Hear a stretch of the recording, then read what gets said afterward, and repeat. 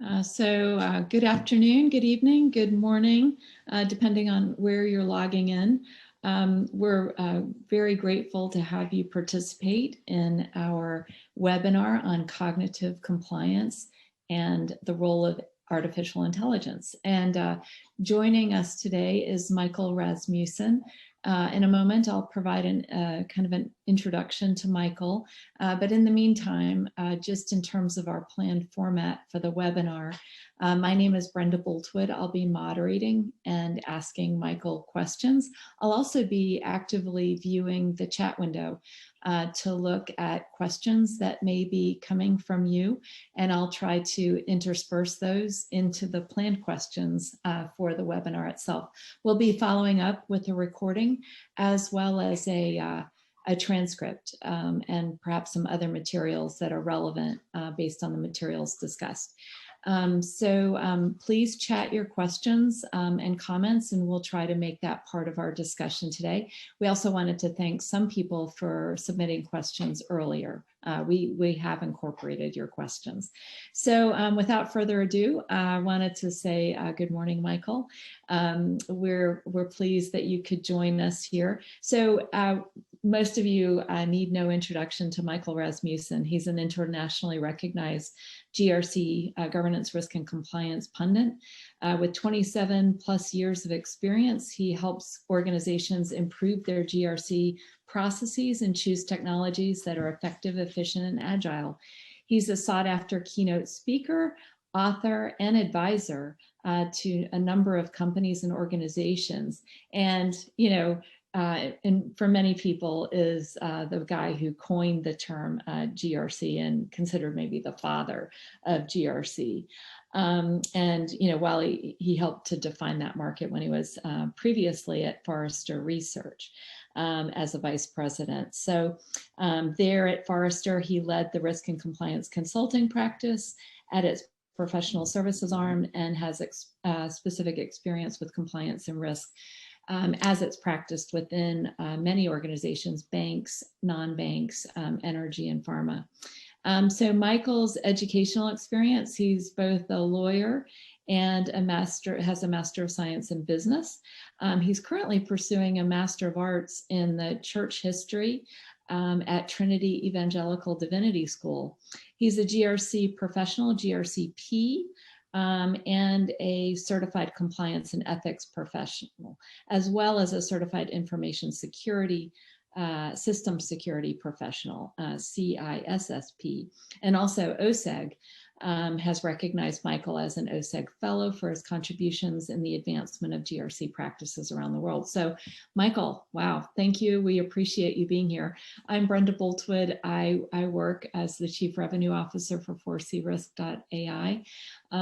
Before that, spent time in services as well as account management at MetricStream, a leading GRC provider. Before that, I was a Chief Risk Officer at Constellation Energy, but spent most of my career as a practitioner in the banking industry, most of my time spent at JP Morgan, Bank One.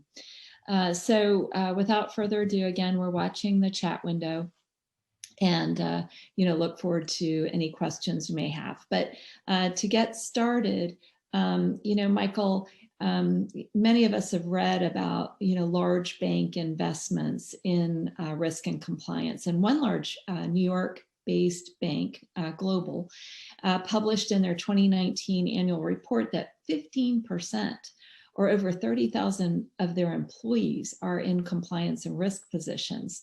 And we don't think this is really an exception, but more the rule. So thinking broadly about, large, medium, and small size banks, where do you believe most compliance professionals spend most of their time?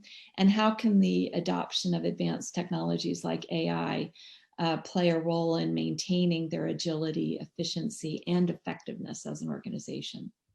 That's an absolutely fascinating question, Brenda. The number doesn't surprise me as far as the percentage. When you look at the actual number of employees that is, that can sort of, take your breath away. It's like, wow, that's a lot of people. But that's very common in a lot of financial services firms, but also even in life sciences firms too, where there's a lot of regulations. There's a tremendous amount of people that are devoted to trying to, keep up with all the regulations and change and assessments and everything in the organization. And so I think you're exactly right that number, 15% of their staff is devoted to some type of, risk and compliance type roles and functions. I think that is pretty common, but also something that's trying to be addressed. And how do we, become more efficient, effective, and agile in our compliance processes? I remember working on one RFP for a mid-sized bank, and they had done an internal study and found that 80% of their staff time in compliance, and 80% of their staff time was nothing more than document reconcilers. Mm-hmm. That 80% of the time was actually spent trying to manage documents, spreadsheets, emails, manual processes, keeping up with regulations, and only 20% of their time was actually managing compliance. Because 80% of their time was just engulfed with all sorts of information and trying to reconcile that information. And not actually trying to improve compliance. And they went to a technology RFP to try to flip that around, that only 20% of our time will be spent reconciling information and 80% actually improving the state of compliance in the organization. Mm-hmm. But, it is a staggering number, but I've also heard similar stats over the years from other large banks and firms. Yeah. And in terms of their adoption of technologies, what are the most common types of technologies that you see being adopted? And, whenever we talk about technology adoption, that implies some process changes as well. So perhaps you could comment on, the type of technology adoption that seems to be most common for compliance organizations, and then how that's helping to advance and, modernize their processes internally. Well, at the core of what we've seen for adoption, and you and I both have a history in this area, has been more the what we call the GRC platform or compliance platform type space. And that's to help move away from the document spreadsheets and emails and manual processes for like compliance assessments and assessing the state of compliance, to have a centralized information architecture to be able to go out and do surveys, questionnaires, do audits and inspections and all those type of things, and gather that information and have structured workflow and tasks so things don't slip through the cracks like emails often do. And so for the last 15, 20 years, that's been a lot of the focus, has been more on those workflow tasks, that core documentation of assessments and being able to manually within the platform map like regulations to controls to policies, and which was an improvement over the document spreadsheets and email approaches. Yeah. But now over the last couple of years and really starting to hit momentum now, we're seeing a new era of technology. I can actually go back and talk about 5 different eras of GRC technology. GRC 1.0 is that period of 2002 to 2007. That's February 2002 is when I first defined a model to market for GRC technology and labeled it GRC at Forrester. And that was sort of like the Sarbanes-Oxley captivity of GRC, because those first 5 years was all about internal controls over financial reporting. Because right after I defined GRC, Sarbanes-Oxley hit us later that year. So the first several years of GRC was focused on that. We had that GRC 2.0 era, which was that period about 2007 to 2012, which I called, the enterprise GRC. And that really focused on other back office functions. How do we get beyond just internal controls, IT risk, corporate compliance, operational risk, audit, and these other roles to work in a common platform. Then we have GRC 3.0, which is this era about 2012 to 2017, 18, which it was, I call GRC architecture. There's not one platform that does everything. It requires integration of best of breed solutions, specialty solutions, integration into the business, the back end business systems and things like that. And so it's about GRC architecture, where there's still, maybe a good core reporting platform to manage enterprise risks and compliance and things, but it requires interconnection with other systems too. And then we're in this current era of GRC 4.0, which I call Agile GRC, where there's a huge focus on the usability of the platform. How do we engage the front office, the first line, not just the back office of risk and compliance functions, and making things highly configurable and adaptable and agile for the organization. And we're moving into this new era, what I call cognitive GRC, GRC 5.0. And that's, taking that, all the stuff we've learned in the past and building on that agile GRC and being able to integrate and leverage what we would call, cognitive technologies to further enable governance, risk, and compliance in the organization. And again, it builds on the other things. I mean, because there's GRC architecture where, you can have best of breed solutions. I've been interacting a lot for the last year and a half with ING Labs over in London. And Ian Hollowbred there's got this whole GRC Orchestrate project. And I have a whole podcast out there where I've interviewed Ian on this. I'm not talking about anything confidential or public. He's spoken on all this. But it's, how do we take in best of breed systems like, artificial intelligence systems to be able to manage, regulatory change and things and integrate that with policy management systems and other things. It's called the GRC Orchestrate project. And being able to leverage very strong, very focused technologies, but integrate them with other technologies.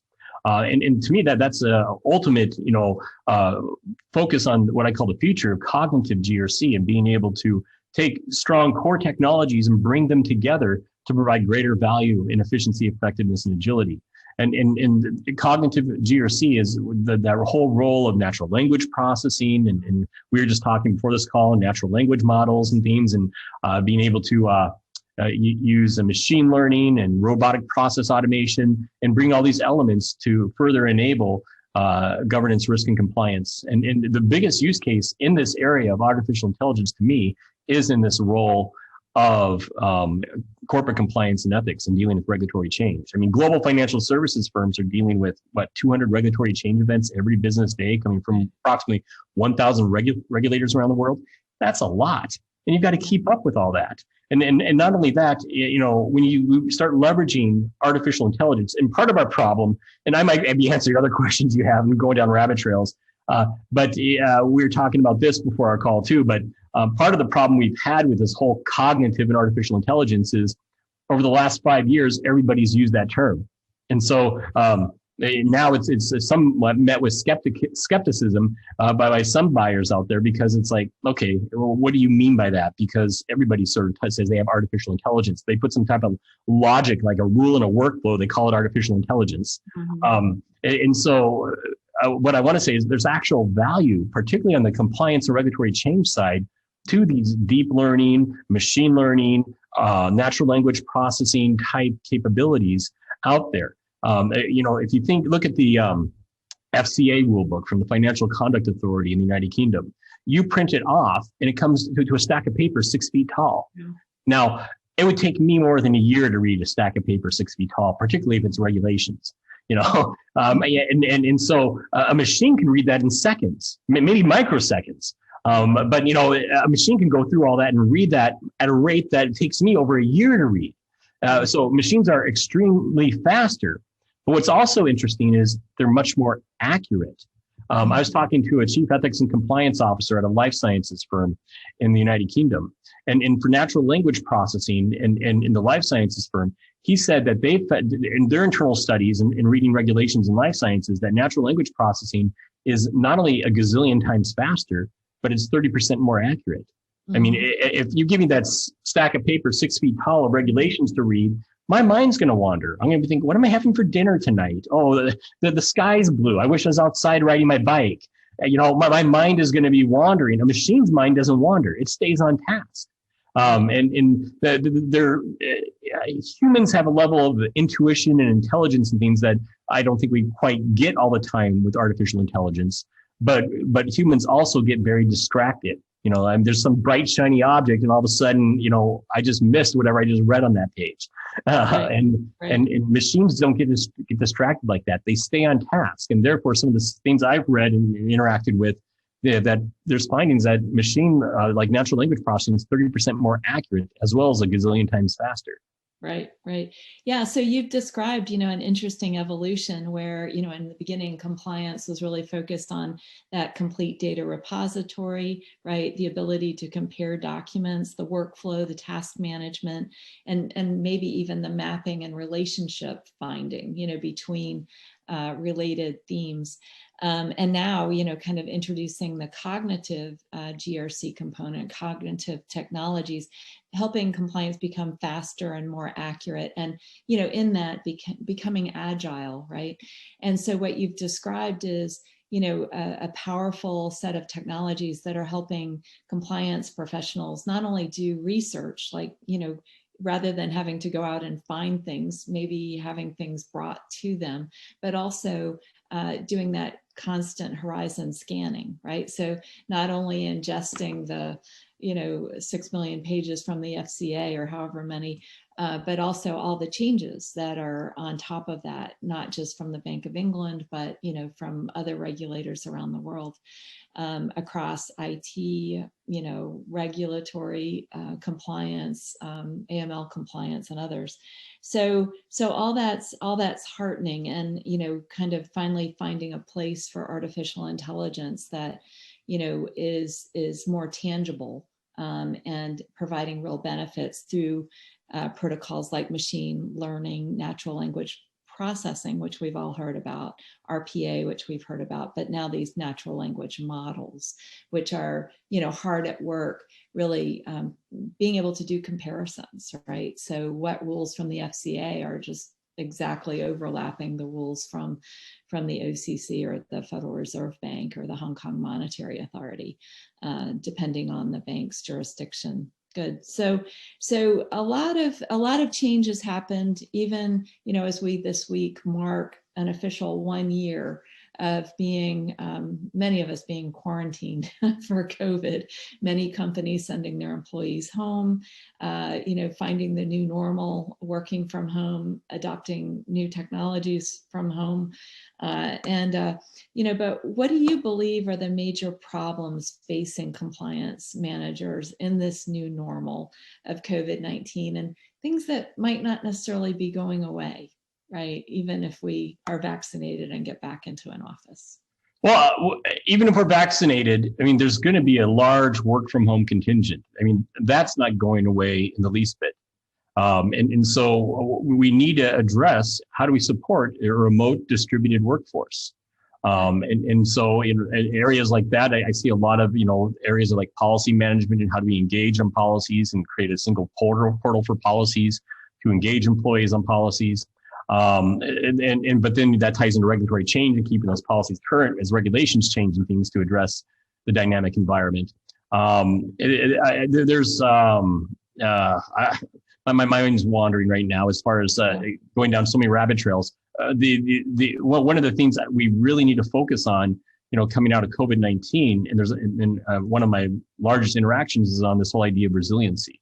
Yeah. And how do we become a resilient organization? And we have the regulations like the FCA, Bank of England, PRA, their operational resiliency guidance. You have the EU's DORA, Digital Operational Resiliency Act. You got the OCC operational resiliency guidance. You've got the Bank for International Settlements, Basel guidance on operational resiliency. There's lots of guidance on it.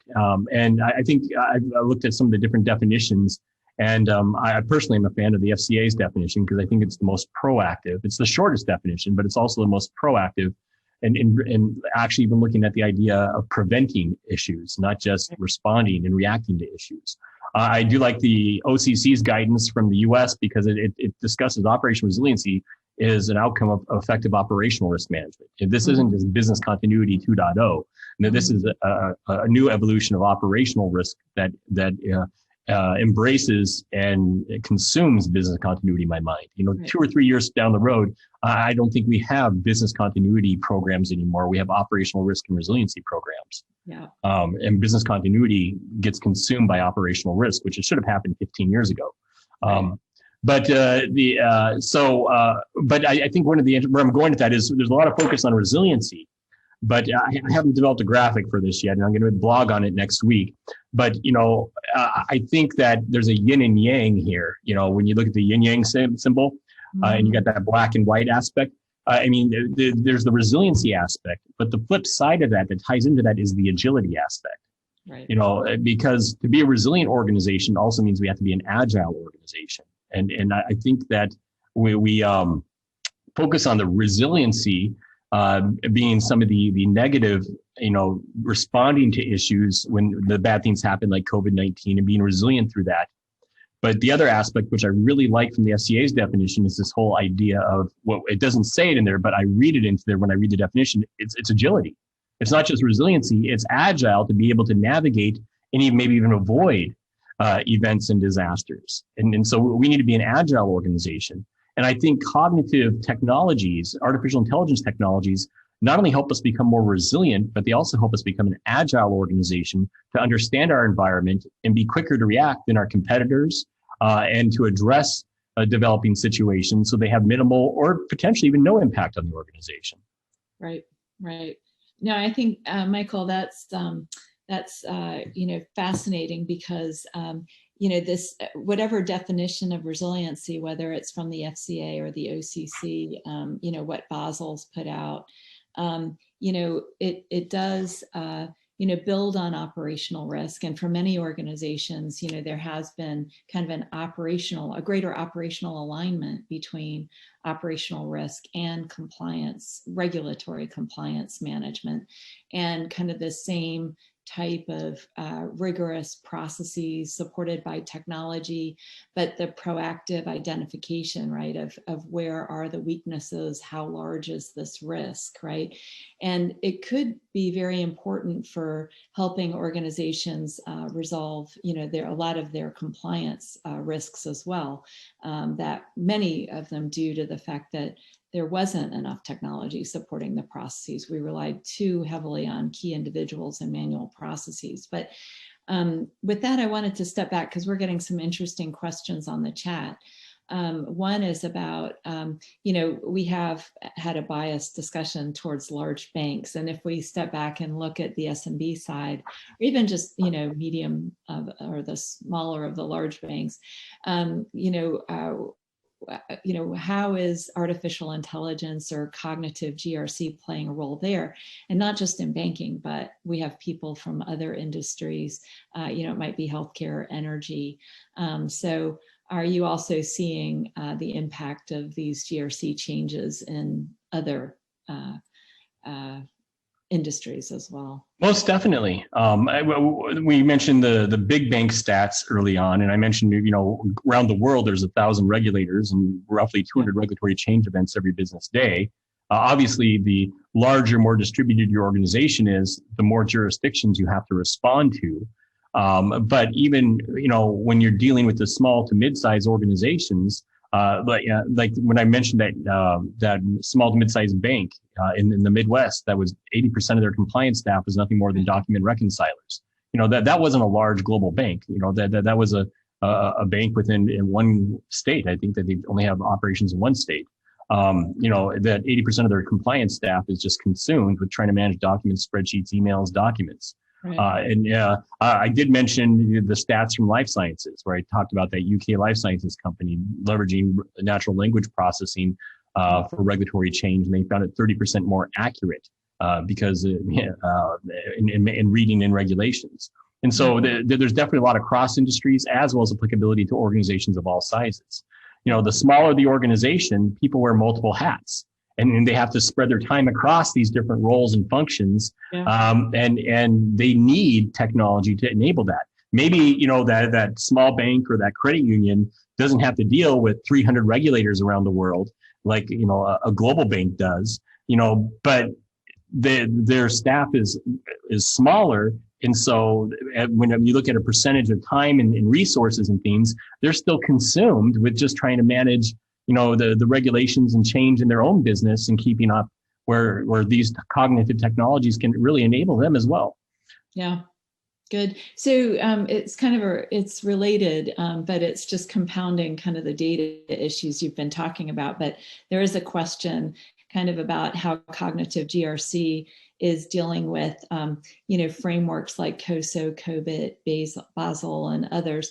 And I just wanted to interject that, while we have had, maybe we've misused the word regulation, sometimes what we really mean is just a compliance rule or a compliance requirement.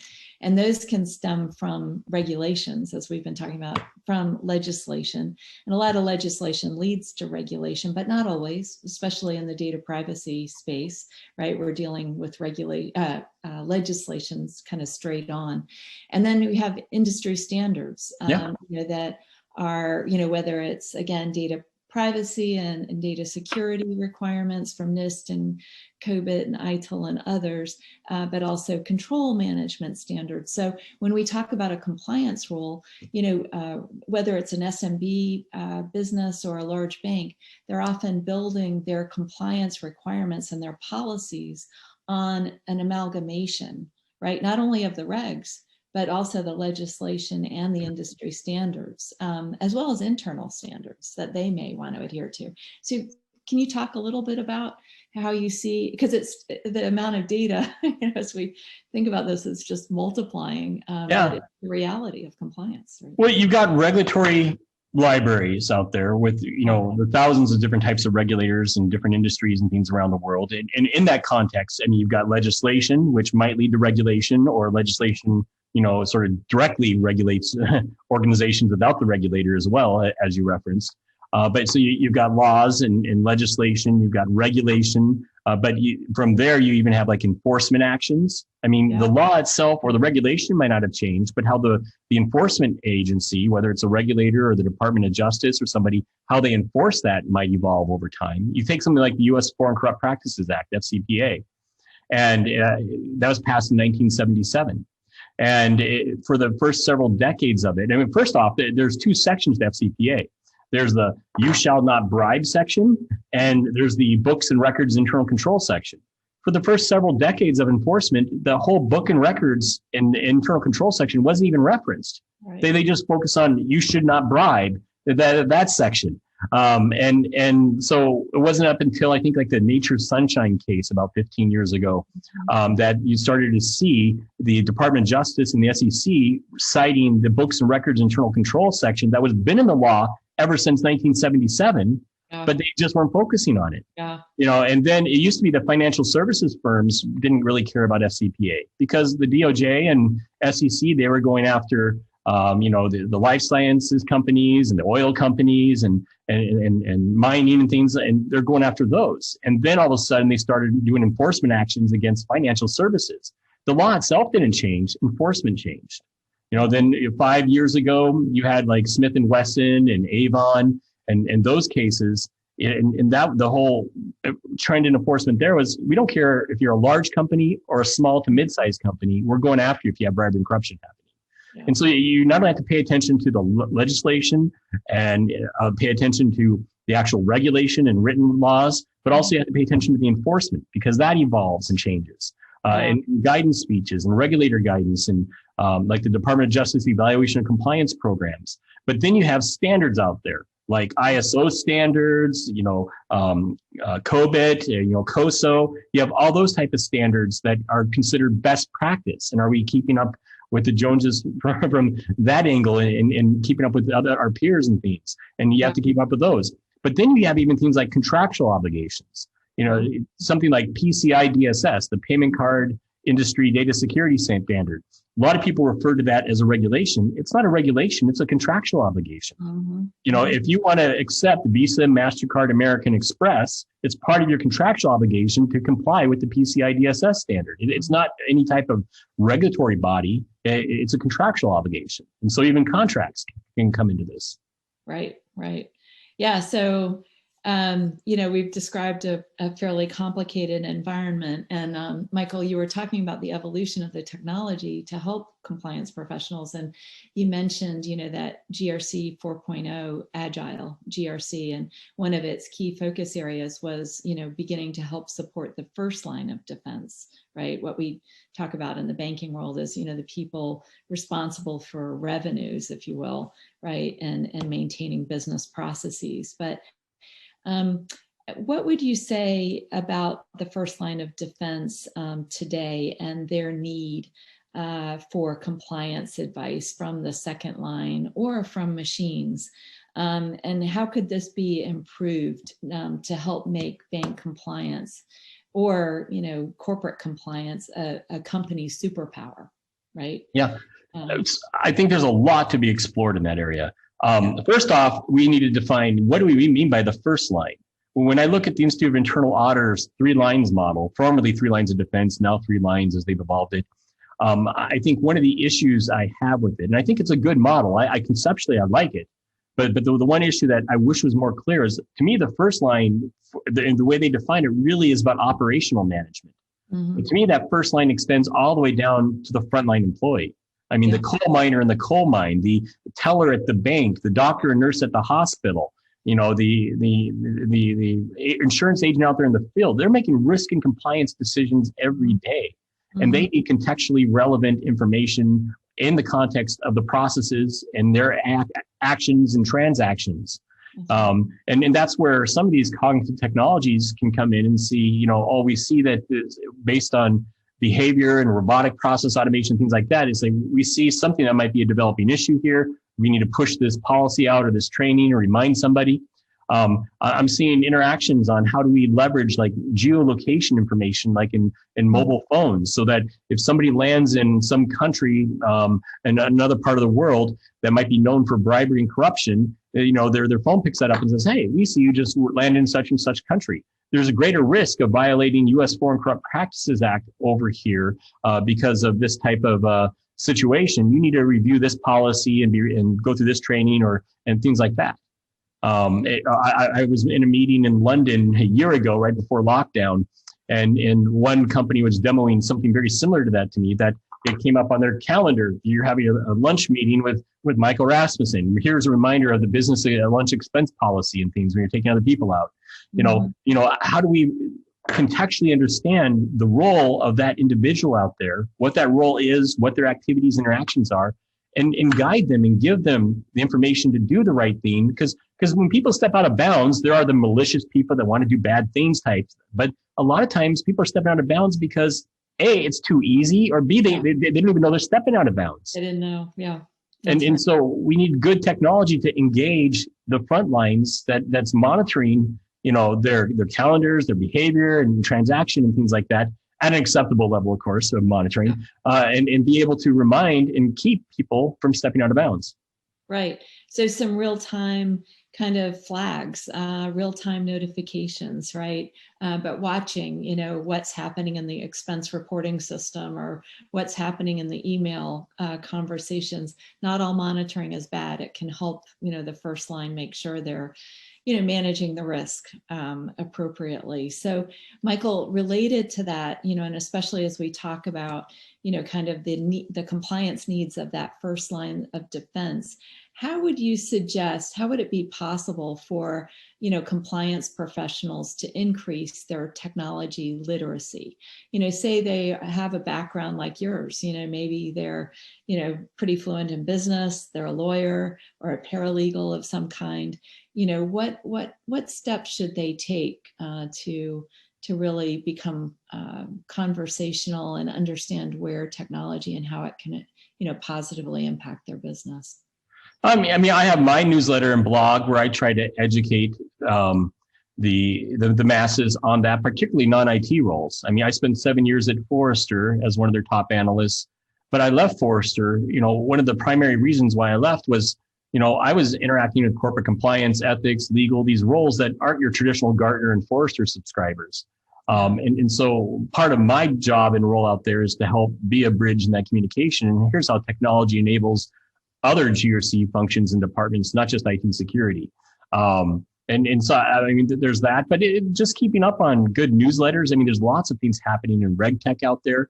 There's good newsletters and things that can help educate you in your particular role, whether you're an attorney or corporate compliance and ethics officer, or, operational risk or whatever it might be. I mean, there's lots of resources out there to help learn and educate. It might be overwhelming at first, but you start digging through it and you slowly pick it up. Yeah, good.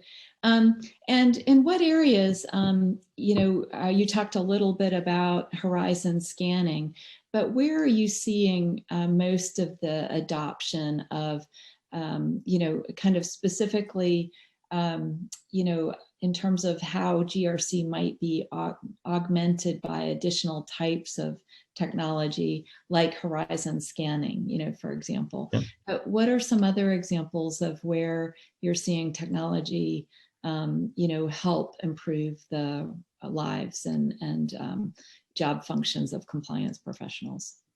Well, I mean, it gets into the horizon scanning, as you mentioned, but also just the here and now regulatory intelligence of reading the regulations, summarizing them, and then being able to map them to other things in the organization, like this regulatory change and development we see here. You might want to look at this policy, revise this control, and be able to sort of do some of that mapping and action items for you. We see areas of robotic process automation to be able to go out if it looks at like some transactions look suspicious, be able to maybe stop those transactions and reroute them for review. So robotic process automation to help protect the organization. Getting back to natural language processing, one of the things I'm seeing is the extended enterprise, where half the organization today isn't traditional employees and brick and mortar business. If we weren't in lockdown, you walk the halls of any corporation and you sit in the conference rooms, half the people that you interact with are contractors, consultants, temporary workers, outsourcers, service providers. And how do we deal with the extended enterprise? This isn't just a financial services thing. I was talking to a large global automobile manufacturer, and they're restructuring their enterprise risk program because half their risks cross all these different lines of the extended enterprise. Right. That their risks aren't contained to brick and mortar business and traditional employees. When they look at the people working on their processes, their systems, within their facilities, half of them are not employees. And so one of the things I see like with natural language processing is taking like your policy, say like an IT security policy, and taking in outsourcers or service providers or whatever their IT security policies and noting the difference. Oh, their password policy isn't as strong as ours. It's weak in this area and this area. And so there's like leveraging natural language processing to help provide consistency and identify issues within our extended enterprise. Yeah. And going back to that question on technology literacy, kind of those capabilities, whether it's around policy and document management, right, or horizon scanning, it's really just a Google search away, right? And you can find not just the people paying to advertise on Google, but also, those that have published or those companies that are focused, in those areas. And I'd say, most of them kind of with a focus on these advanced technology techniques that we might think of as like supplementing the traditional GRC technology. Right. And one of the key things to look at is to do your homework and engage companies like 4C Risk and others to find out exactly what are they delivering and how are they delivering it with artificial intelligence. Because there's a lot of people that use the artificial intelligence buzzword, but behind the scenes, they might have a vision for it, but they might not actually have the architecture for it yet. And I think that's something where 4C Risk is starting to stand out, is being able to actually deliver on artificial intelligence. Well, some of these early stage companies, I think, have a vision for artificial intelligence, but you start unpacking it a little bit, and there's still like a lot of humans behind the artificial intelligence. Yeah, I've got 3 sons in their 20s, and you'd think that they could do Google searches better than I could be in their 20s. But you know how many times like they come to me with a question, and it's like all I do is a simple Google search, and here's your answer. It's like I can label myself artificial intelligence, I guess. But it's because some people, it's like what's behind the curtain in Wizard of Oz. And so you need to look at these companies and find out who's actually delivering and has the technology under the hood to deliver on this artificial intelligence versus what might be a little bit smoke and mirrors right now. I think that's an excellent point, because when we read about, even in the RegTech, FinTech area, many will describe kind of an artificial intelligence capability, but it's reading the fine print. You realize that, maybe there are attempts or, an aspiration, to bring in some of the AI techniques we talked about earlier. We'll talk about in a minute as well. But, that, in the meantime, there's still kind of a company trying to get there, right? And so you really need to read between the lines to understand the companies that are really offering the AI capabilities today, in their products. So I think that leads to, kind of how AI, how can the people on this webinar start, using Google or, going to the 4crisk.ai website and, reading carefully the words and understanding, the types of AI that are being used. So in one area, and it ties back to like the original GRC, but you talked about the need to bring in, all kinds of documents, regulations, legislation. We've talked about industry standards. We've talked about enforcement actions. We've talked about a number of things, all of which are documented that might take us years to read with low accuracy, right? And so, are there companies out there that are using AI to simplify and make regulations, legislation, industry standards, enforcement actions more accessible so that we can, do our research more accurately, more quickly, and with more agility, right, to help our business partners. Yep. So, and the answer is yes, so it was a loaded question, but, it's protocols, especially around like natural language models. So we've all heard of natural language processing, right? The ability to take in unstructured data and find, phrases that are commonly used and maybe even semantically similar to other phrases that are used. But, when we talk about natural language models, wouldn't it be nice if all those documents we took into the GRC engine, we could automatically compare, Yeah. right? Or even a GRC data object, over years of doing GRC, a company could end up with, thousands of issues and hundreds of thousands of action plans. Now, where are those issues and actions pretty much the same, right? And we could be working on that action once, right? Or, how well aligned is a group policy or corporate policy to a line of business policy, right? Yep. Have we rationalized our policies, or have they just grown as regulations have changed? And I wrote a paper back in October 2019, before this whole 2020 and COVID-19, everything that 2020 brought us. And it was called Navigating Chaos, in that today's business is so dynamic. It's changing minute by minute, second by second. Employees are changing, processes are changing, strategies changing, regulations are changing, risks are changing. And the challenge for GRC today is keeping up with change. We can be completely intelligent about the law and regulation. You can be like the bank you cited. 15%, 30,000 employees are compliance professionals trying to keep up. You can be completely intelligent about the regulation and law, but if your business process just changed, it isn't compliant, it doesn't matter how intelligent you are, you're still not compliant. Right. You've got to sync all this change together as the regulations change, understand what policies and what processes and controls need to change and keep current with that as well. Yeah. And so it's not just about being intelligent about the law, it's about applying it to the business context and a business context that's continuously changing. And that is a significant challenge for organizations and what often catches them off guard. Yeah. And it's really, to your point, it's about connecting dots, right? And if your organization is going to be truly dynamic and agile in confronting all of its challenges, COVID and other strategic issues, it's really about, the dots all the way from strategy and risk appetite, down to, how your people's performance is managed. But in the middle of all that are all the regulatory changes, all the enforcement actions, all the policies, all the procedures, and connecting the dots as your business processes change, as the regulations change, as the, focus of enforcement changes. I mean, that's a big task, even for the smartest people, in an organization. Right? I was talking to I was working on a business case for a global European bank for enterprise policy management a few months back. Right. And one of the surprising stats I saw there was that, they had one policy that took over 6 months to get completed, and it went through 75 different reviewers, like in a linear fashion. And in an organization that's constantly changing with regulations and things, that, with 200 regulatory change events every business day, and business processes and things are changing, reacting to COVID-19 and all this. You can't take 6 months to update a policy. By the time you get done with that policy, it needs to be revised 3 or 4 more times.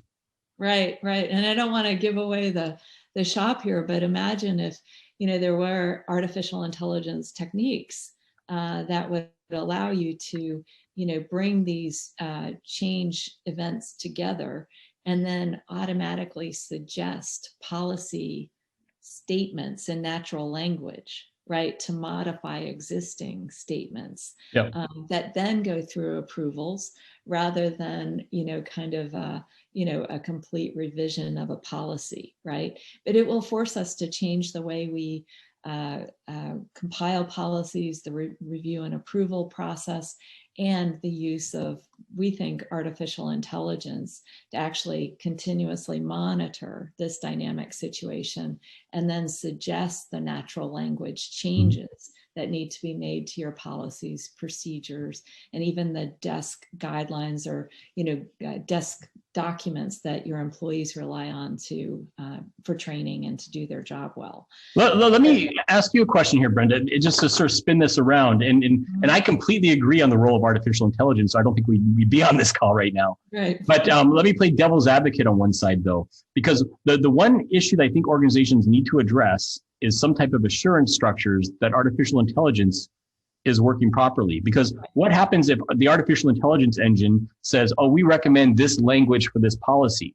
Right. Humans can be lazy. They say, oh, that sounds good. They may not even think about it and process it in their own mind. It says, oh, hit the OK button. Yeah. How do we avoid issues where maybe the artificial intelligence, the machine, might not be recommending the right thing, or maybe it's only 80% right? Right. And, the EU is, they've come out with guidelines, right, for governance over artificial intelligence. And I think it's really important as you think about these new technologies to think about how that's going to be adopted, because it's a form of model management. I think in artificial intelligence, you have to break it into two types of artificial intelligence. One is kind of the supervised learning that a machine is doing based on very specific rules that you've provided to that machine, and you can think of, if this happens, then you want the machine to do X, right? And it's following a very rigid set of rules, but automating some decision process that perhaps humans previously were doing manually. And then, you also have artificial intelligence that's unsupervised, right? Where the machine is running on algorithms that are designed to allow it to teach itself based on patterns it's seeing in the data. So for example, when we do a Google search, right? Google will, complete our search term as we're entering it. And that's just based on, kind of what they're seeing everyone else do, right? And what the phrases they're putting in. Now, you don't have to accept that phrase, but they've created some kind of algorithm that's learning based on the searches of everyone around you, right?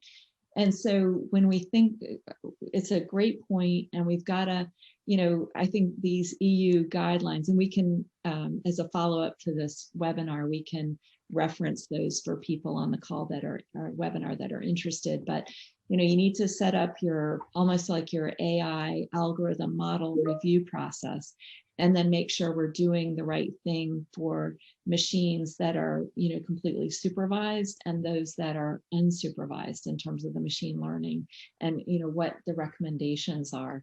So it's an important area, but I do think we're making kind of institutional progress, right? And I think, even the work that the EU is doing now, trying to, what they would call rein in social media, and how social media is used, is going to be very relevant for how we think about artificial intelligence governance within our own organizations, right? So, Michael, this has inspired some questions here, but maybe we should discuss kind of whose responsibility is it to govern the fairness and the responsible use of AI within an organization. Do you have a view on that? I think it's a role that still needs to be developed and defined in organizations. Some type of, technologist that has a sort of an ethics type background and things too, like to sort of bring a couple different worlds together here, the ethical world, but also the technology world, and a lot of business and process and understanding too. I think it's an interesting role that I think requires several disciplines. Yeah, yeah. And so I agree. At least in today's world, it's going to be a committee, because it will involve like a chief data officer, someone responsible for data integrity. It will involve, model management. It will involve ethics and compliance viewpoint, right? A legal view, but also, kind of a lot of familiarity from the IT side, with, kind of the types of algorithms that are being run and where they're being run and where they affect the customer, where it's just affecting our internal data, and how it's ultimately informing decisions, right? And the types of decisions. So I think it's a good question, but right now I think it's, the large organizations I've seen, it's really kind of a group of people, but that may be something that has to change over time as kind of the legal environment around AI, data privacy, things like that, is evolving as, continues to evolve, right? Good. So, Michael, just based on, we want to build on the AI theme just a little bit more, but in terms of practices you've seen, you mentioned, policy and document management, but how do you feel, what do you feel like are the best practices today in terms of how banks are, trying to, in an agile and efficient and accurate way, reflect regulatory changes in their policies and their controls? Can you repeat that once more? Yeah. So what would you say are some of the best practices used by banks, maybe even other industries, in incorporating this rapid pace of rule change, right, into their policies and internal controls? Yeah, it's being able to connect somewhat what we have the traditional GRC systems and platforms with this new breed of cognitive GRC solutions that can really specialize in the artificial intelligence processing and understanding to be able to deliver that mapping in the organization. And so to me, it's what we call with the GRC architecture, and taking and leveraging something like a 4C risk.ai with one of your partners and things out there to be able to bring these worlds together. Because, within the more traditional GRC platform, you might have the documentation of risks and controls and policies and things. You feed that into something like a 4C risk.ai to take in the regulatory change and developments and be able to provide that contextual mapping and things to help keep your organization current. I mean, that's where things are going. One of the other things I have in my notes here that I was going to just reference, but it's something that 4C Risk and your competitors are helping overcome in the market. But one of the things I wish could have happened early on, or even still happened and hasn't, is to have some type of standard regulatory reporting schema, like an XML standard for regulation. It's just part of our issue in this space is that with the thousands of regulators around the world, everybody reports on things in a different format and structure, and it just makes things so much harder for organizations to deal with. And as if we had a standard regulatory schema type reporting, it would streamline things much more, and actually probably enable artificial intelligence to be more accurate too.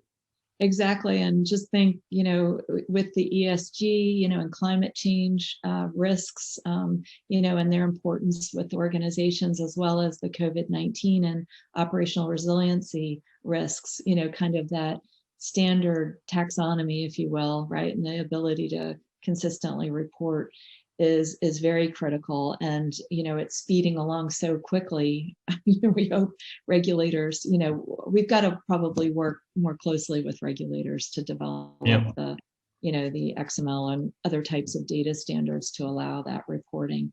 And that's one of the interesting things coming out. I referenced the FCA is they've been trying to work hard to digitize their rule book, which a lot of regulators are very behind on that. Yeah. Exactly. And even the rule changes, right? That, digitization is critical given the volume and speed of the change, right? Yep.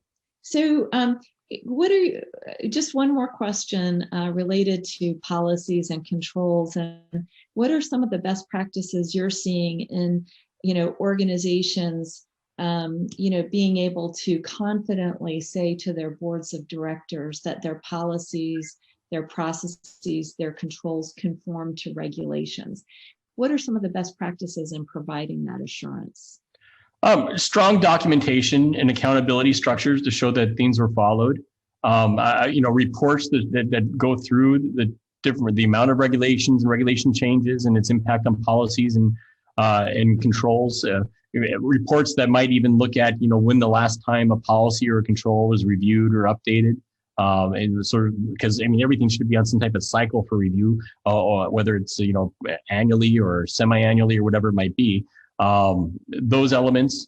But it comes down to accountability, making sure that in the different areas and functions that there's a proper accountability structures, and there's automation with workflow and tasks and reporting throughout all that to make sure something doesn't slip through the cracks. Right, and we would be remiss not to mention culture, right? When you talk about accountability, you're really coming full circle to that culture topic, and making sure that we've got the culture of the organization that allows us to adopt the technologies. So yeah, there are going to be some risks in this, especially around the change management, but it's really the future in terms of making sure policies, processes, controls do conform with regulations and standards and legislation and enforcement actions.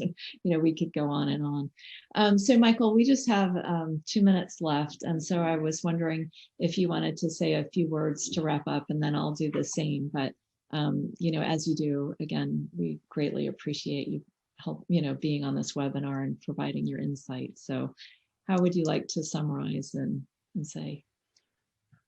Organizations should be developing a strategy in this area on how they're going to leverage and embrace cognitive GRC, and start looking at the solutions and finding, again, their due diligence on what solutions actually delivering value in this area. Mm-hmm. Yeah. Yep. Good. And Google and other sorts of research, there are also industry groups that are looking into this, but we'd be happy to help at foreseerisk.ai as well. So again, we'll be following up this webinar with the recording as well as a transcript. We've hit on some very interesting topics, and so we will also prepare a white paper to follow up on some of the themes that have been discussed, but dive a little deeper into some areas like, kind of the accountability and culture topics that we address, but also the role of these emerging AI technologies and how they might be governed, right? Excellent points. We appreciate, kind of this group's enthusiasm on the topic, and look forward to sponsoring another webinar soon on this and other related topics, so we can continue as a group to improve all of our technology and, kind of algorithmic intelligence, right? And what's going on and what these best practices are. So thank you again for